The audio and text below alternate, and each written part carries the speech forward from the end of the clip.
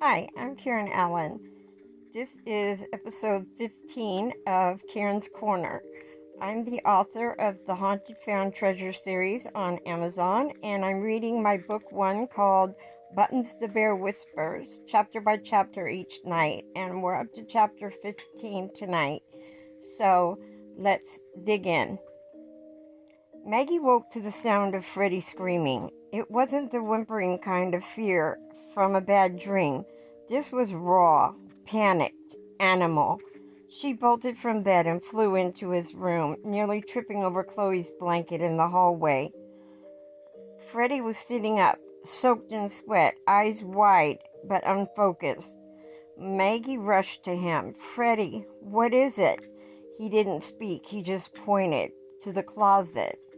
It was closed, but the wood along the edges was scorched, blackened. Claw marks scratched through the paint in long, uneven arcs, like something had tried to force its way out and been burned back. Maggie pulled Freddie into her arms, rocking him even as her own heart pounded. "I saw him," Freddie whispered. "He was angry." Maggie held him tighter. "What did he do?" "He tried to take Captain Star. He said he could wear his skin too." Maggie's blood ran cold. "You don't have to listen," she said softly. "You don't have to answer him." Freddie's voice dropped to a whisper. "He says I already did."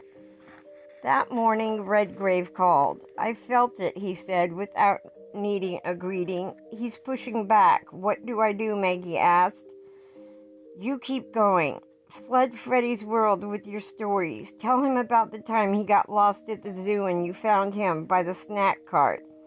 Tell him about when he cried because you squashed his Play-Doh dragon and you stayed up an hour making a new one. Make his real life louder than the fiction the mimic offers." Maggie rubbed her temples. "I'm trying, but he's still hearing him." "Then it means Grindlethatch hasn't finished feeding." "On what?"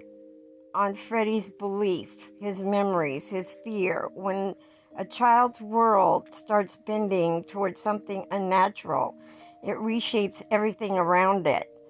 Maggie's voice shook. "How do I know when it's too late?" There was silence on the line. Then Redgrave said, "If you ever look into Freddie's eyes and don't see Freddie anymore, you'll know."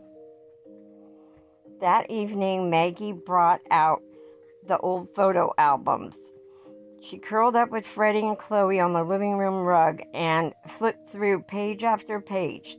"That's when you learned to walk," she said, pointing to a photo of Freddie grinning beside a couch. "I remember falling," he said. "You didn't cry. You just stood back up and yelled, 'I did it!'"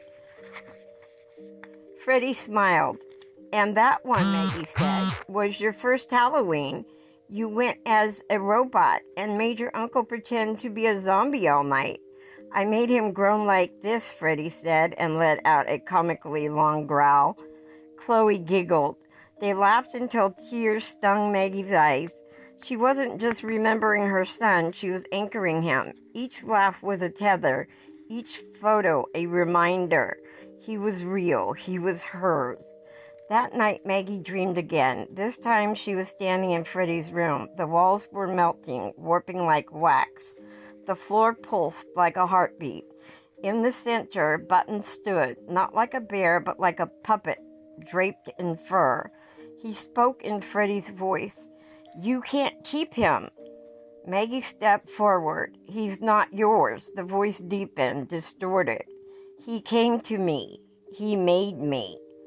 "You tricked him. You left him alone." "No," Maggie said, her voice rising. "I've always been here." She took another step.